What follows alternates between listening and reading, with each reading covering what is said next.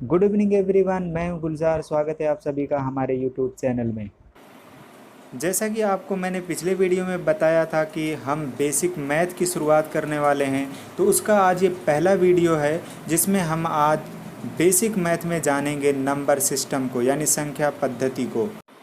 इनका जानना इसलिए ज़रूरी है क्योंकि जो संख्याएं होती हैं उन्हें कई कैटेगरी में बांटा गया है और उनके अलग अलग नाम दिए गए हैं और ये नाम क्वेश्चन में यूज़ होते हैं।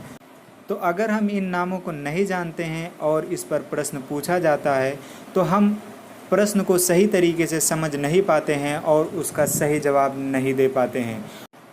नंबर सिस्टम को शुरू करने से पहले मैं आपसे ये कहना चाहूँगा कि अगर आप मेरा वीडियो देख रहे हैं और आप मैथ सीखना चाहते हैं तो आपसे मेरी रिक्वेस्ट है कि आप जब भी हमारा वीडियो देखें तो नोटबुक और पेन लेकर बैठें और जितने भी पॉइंट मैं आपको बताऊं और जो स्क्रीन पर आपको दिखाई दे उन्हें आप नोट करते जाएं, ताकि आपको आगे रिवीजन में दिक्कत ना हो और आपकी मैथ स्ट्रांग हो सके। क्योंकि आप वीडियो देख लेंगे फिर भूल जाएंगे। मैथ जो है लिखने से आती है, जितना आप प्रैक्टिस करेंगे उतना ही आपकी ये मैथ मजबूत होती है। तो चलिए शुरू करते हैं। सबसे पहले हम इन संख्याओं के नाम जान लेते हैं, उसके बाद हम एक एक करके इन पर बात करेंगे। पहला है प्राकृत संख्याएं, नेचुरल नंबर। दूसरा है पूर्ण संख्याएं या होल नंबर। तीसरा है पूर्णांक संख्याएं या इंटीजर्स। चौथा है परिमेय संख्याएं या रेशनल नंबर। पाँचवा है अपरिमेय संख्याएं या इर्रेशनल नंबर। छठवां है वास्तविक संख्याएं या रियल नंबर। सातवां है काल्पनिक संख्याएं या इमेजिनरी नंबर। आठवां है सम संख्याएं या इवन नंबर। नौवां है विषम संख्याएं या ऑड नंबर। 10वां है हमारा अभाज्य संख्याएं या प्राइम नंबर। 11वां है हमारा भाज्य संख्याएं या कंपोजिट नंबर। 12वां है हमारा सम्मिश्र संख्याएं या कॉम्प्लेक्स नंबर। तो चलिए अब इनके बारे में हम एक एक करके बात कर लेते हैं। जैसे पहला है हमारा प्राकृत संख्याएं या नेचुरल नंबर। जो मैं आपको बोलता रहूँगा वो आप ध्यान से सुनते भी रहिएगा, क्योंकि कुछ इम्पॉर्टेंट चीज़ें जो स्क्रीन पर नहीं लिखी होंगी उन्हें मैं बोल कर भी आपको बता दूंगा। तो सबसे पहले हम प्रकृति संख्या या नेचुरल नंबर की अगर बात करें तो चूँकि शुरुआत जो हुई ना, लोगों ने कोई सामान लेने देने का जो सिलसिला शुरू किया तो उसमें सिर्फ नंबरिंग होती थी।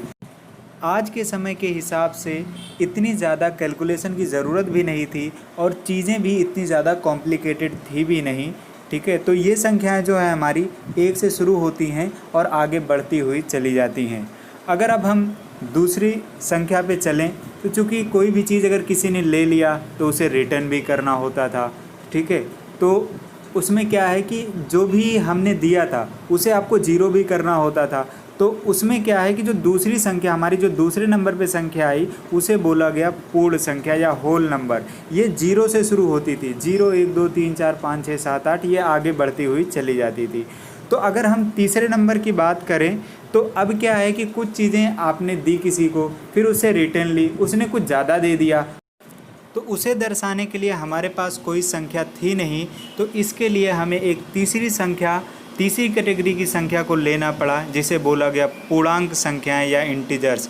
इसमें क्या है कि 0 से नीचे का भी हम -1 -2 -3 ऐसे नीचे भी जाता था और ये 0 के बाद 1 2 3 4 ये आगे भी बढ़ता जाता था, तो इन्हें बोला गया पूर्णांक। लेकिन सिर्फ इतने से ही हमारा काम चलने वाला नहीं था, क्योंकि इसमें सिर्फ पूरे नंबर थे, 1 2 3 4 ऐसे ही थे।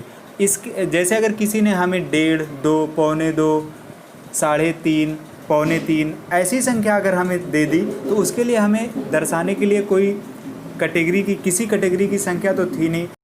इसके लिए हमने एक नई कैटेगरी बनाई जिसे बोला गया परिमेय संख्या या रेशनल नंबर। इसमें क्या था कि हम 0 1 2 3 4 -1 -2 -3 ये सारी संख्याएं तो लेते थे।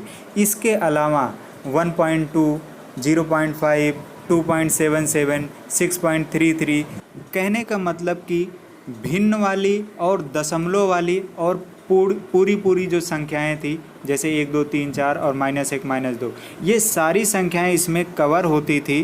ठीक है, लेकिन शर्त ये थी कि जैसे अगर किसी संख्या को P/Q के रूप में लिखा जा रहा है तो उसमें Q जो है वो 0 के बराबर नहीं होना चाहिए। 0 के बराबर हो जाता है चूँकि, तो उसका मान अनंत आ जाता है। ये आगे मैं आपको जब आगे और भी वीडियो बनाऊंगा तो उसमें आपको बताऊंगा।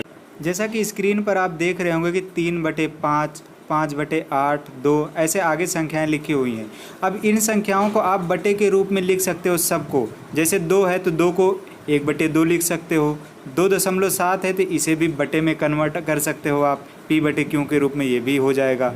तो जितनी भी संख्याएं हैं जिन्हें आप p/q के रूप में लिख सकते हो, उन सारी संख्याओं को हम बोलते हैं परिमेय संख्या। लेकिन शर्त यही है कि q 0 के बराबर नहीं होना चाहिए। लेकिन इनसे भी हटके कुछ संख्याएं और भी हैं, जैसे √2, √3, √5, √6, √7। इन संख्याओं को भी दर्शाने के लिए किसी कैटेगरी की संख्या नहीं थी, तो इन्हें दर्शाने के लिए जिस कैटेगरी की संख्या को लिया गया उन्हें नाम दिया गया अपरिमेय संख्याएं। स्क्रीन पर आपको एक संख्या दिख रही होगी 51/3।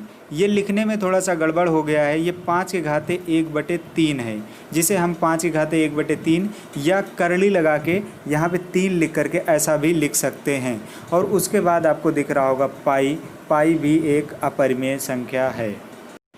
अभी तक हमने जितनी भी संख्याएं पढ़ी, इन सारी संख्याओं को उसके बाद एक कैटेगरी में मर्ज करके रखा गया, जिन्हें बोला गया वास्तविक संख्याएं या रियल नंबर।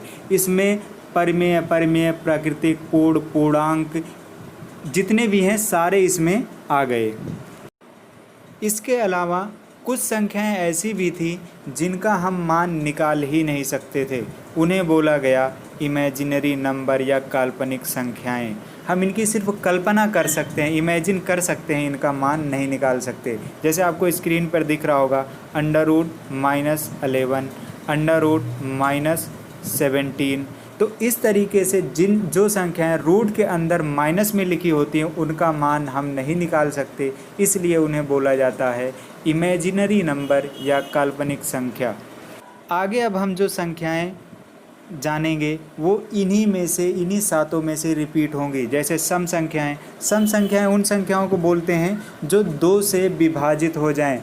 हम उन संख्याओं को बोलते हैं जिनको हम 2 से भाग दें तो वो पूरा कट जाएं, उन्हें हम बोलते हैं सम संख्याएं।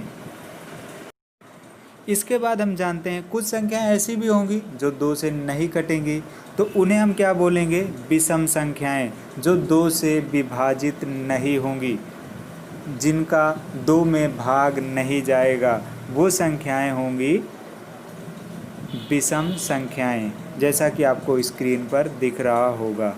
कुछ संख्याएं ऐसी भी होती हैं जो किसी से भी विभाजित नहीं होती हैं, वो सिर्फ खुद से विभाजित होंगी या तो 1 से विभाजित होंगी, उसके अलावा किसी दूसरी संख्या से वो विभाजित नहीं होंगी। जैसे आपको स्क्रीन पे दिख रहा होगा 2, 3, 7। जैसे 2 है, 2 को सिर्फ 2 से काट सकते हो, 2 से विभाजित कर सकते हो या 1 से कर सकते हो, उसके अलावा दूसरी संख्या से विभाजित नहीं कर सकते हो। तो ये हो गई अभाज्य संख्या। अब इसके बाद हम बात करते हैं वो संख्याएं जो एक और अपने के अलावा किसी तीसरी संख्या से भी कट जाएं या तीसरी संख्या का भी भाग उसमें चला जाए, तो वो संख्या होगी भाज्य संख्या। इसके अलावा आपको स्क्रीन पे दिख रहा होगा नोट करके 1 लिखा हुआ है। 1 जो है वो ना तो भाज्य संख्या है और ना ही अभाज्य संख्या है। इसके बाद हम बात करते हैं कुछ संख्याएं ऐसी भी हैं जो रियल का भी पार्ट उसमें होता है और इमेजिनरी यानी काल्पनिक संख्या का भी भाग उसमें होता है। जैसे काल्पनिक संख्या को i से दर्शाते हैं, तो उन संख्याओं को जिसमें कुछ वास्तविक भाग भी हो, जो कुछ काल्पनिक भाग भी हो, तो उन संख्या को बोलते हैं सम्मिश्र संख्या या कॉम्प्लेक्स नंबर। अब थोड़ी बहुत महत्वपूर्ण बातें मैंने इसमें आगे नोट में बता दी है, आप जिन्हें पढ़ सकते हैं। जैसे 1 ना तो भाज्य संख्या है ना अभाज्य संख्या है। ऐसी संख्या जो अभाज्य भी हो, सम भी हो, 2 है। और भिन्न संख्याएं जितनी भी होती हैं सब परिमेय संख्या होती हैं। पाई एक अपरिमेय संख्या है। अब जैसे अगर कोई सम संख्या है तो उसका हम वर्ग अगर निकालेंगे तो वो भी सम संख्या आएगी। एक परिमेय संख्या और एक अपरिमेय संख्या का गुणा करेंगे तो हमेशा वो अपरिमेय संख्या ही आएगी। और ये लास्ट 7वें को तो मैं आपको पहले भी बता चुका हूँ कि 0 से भाग देंगे किसी संख्या को तो वो इनफाइनाइट आएगा, यानी अनंत आएगा उसका मान। उसके बाद हम एक जो 0 है, जीरो की अगर हम बात करें तो जीरो ना तो धनात्मक होता है ना ही ऋणात्मक होता है। तो ये रहा आज का पहला वीडियो बेसिक मैथ का। तो अगर आपको हमारी वीडियो पसंद आई हो तो आप हमारे चैनल को सब्सक्राइब करें और उन लोगों को भी जोड़ें जो लोग सीखना चाहते हैं।